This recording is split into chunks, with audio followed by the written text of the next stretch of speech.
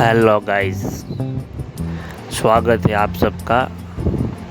और आज मैं तुमको दिखाने वाला हूँ केदारनाथ का हेलीकॉप्टर यात्रा।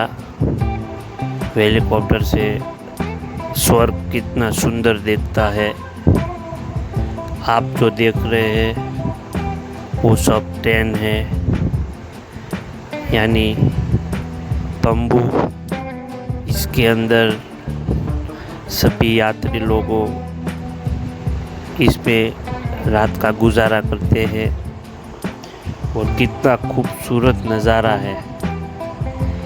केदारनाथ एक बार चौकस जाना चाहिए, क्योंकि वहाँ जाने से मन को बहुत शांति मिलती है।